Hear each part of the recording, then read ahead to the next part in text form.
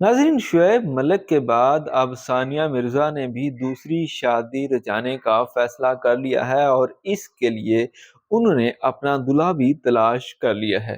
भारतीय मीडिया की रिपोर्ट्स के मुताबिक आने वाले अगस्त के महीने में 20 अगस्त को सानिया मिर्ज़ा शादी के बंधन में बंधने जा रही हैं।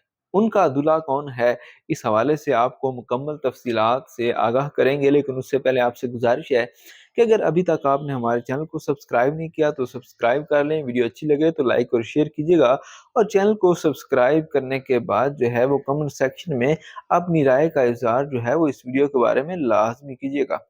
दोस्तों, अब भारतीय मीडिया ये रिपोर्ट्स दे रहा है कि सानिया मिर्ज़ा ने शुएब मलिक की तरफ से बेवफ़ाई किए जाने के बाद और उनकी दूसरी शादी के बाद दोबारा शादी का फैसला कर लिया है।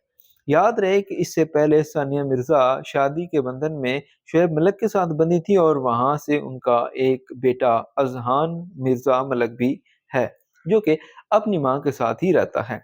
अब दावा किया जा रहा है कि सानिया मिर्ज़ा 20 अगस्त को भारतीय क्रिकेटर मोहम्मद शमी से शादी करने जा रही हैं और इस हवाले से काफ़ी बड़ी वेबसाइट्स और मीडिया ग्रुप्स जो हैं उन्होंने ये खबरें ब्रेक करना शुरू कर दी हैं कि 20 अगस्त को शादी होने जा रही है सानिया मिर्ज़ा और मोहम्मद शामी के दरमियान। ताहम कुछ मीडिया ग्रुप्स ऐसे भी हैं, कुछ वेबसाइट्स ऐसी भी हैं जो कि इन खबरों की तरदीद तो नहीं कर रही, लेकिन तस्दीक भी नहीं कर रही और उनका ये कहना है कि अभी तक कोई ऑफिशियल स्टेटमेंट किसी एक फ्री की तरफ से भी नहीं आई, लिहाजा इस बात को हतमी नहीं कहा जा सकता कि 20 अगस्त को मोहम्मद शमी और सानिया मिर्ज़ा के दरमियान शादी हो पाएगी या नहीं।